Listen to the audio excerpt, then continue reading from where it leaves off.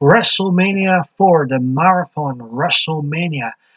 Here are my opinions on what's worst and best from this event. And it was live from Trump Plaza, so I thought it'd be an opportunity to wear my Trump hat, as the Trumpster himself, the WWE Hall of Famer and 45th President of the United States, was in attendance in the front row. The worst match of the night. Now, there was no-star matches of the night like the previous three WrestleManias. There was a lot of one-star matches. This has got to be the weakest WrestleMania to date I've had in the background rewatched. And the worst match was Macho Man Randy Savage, whom was the MVP of the night because he wrestled 4 times. He had this moment at the end. But his match with the one-man gang, I could only give a 1 star. It was a very throwaway match. I think if it was anybody else wrestling the one-man gang in this type of match, it would have not got any stars. But Savage, he gets the best out of individuals, and he managed to get a 1 star for the match. But it was the weakest one of this particular WrestleMania. Now, there was no 4-star match in this event like last year, but the best match, in my opinion, was Jake the Snake Roberts versus Ravishing Rick Rude. It may come across as a bit boring at times with a lot of, rest holds, but I thought this match told a great story, and these two had a great chemistry. Their feud at the time was just boiling hot.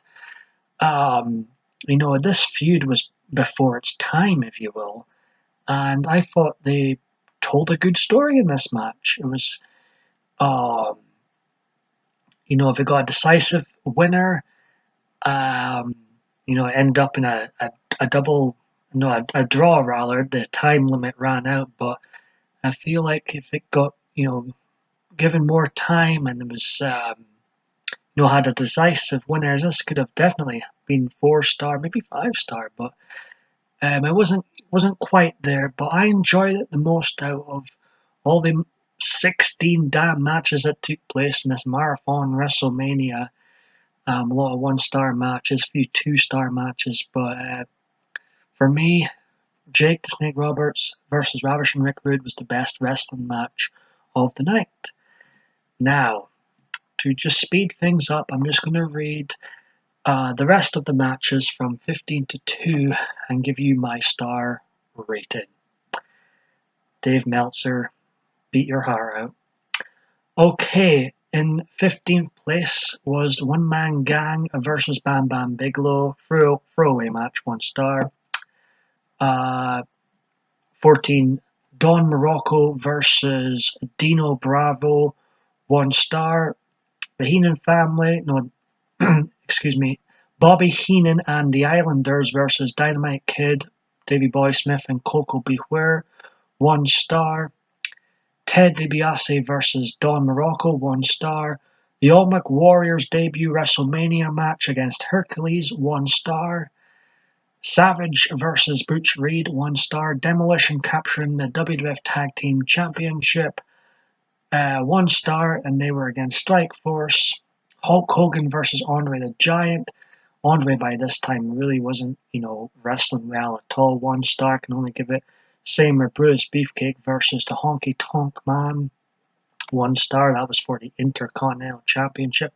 And it may be harsh for all these 1-star reigns, but a lot of these matches, especially Demolition Strikeforce, if given more time, it could have easily been much better. 2 or 3 stars, I think they could have got. The Battle Royal at the start was good fun. One Man Gang last eliminating Bret the Hitman Hart, who turned face following this. 2 stars I give to the Battle Royal. Savage Ted DiBiase, the main event.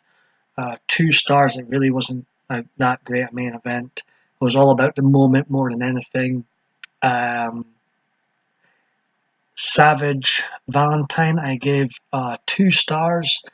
And Valentine Steamboat was the only other 3-star match of the night. It was the shock victory of the night with Steamboat putting over Valentine, and yeah, it was a pretty solid match.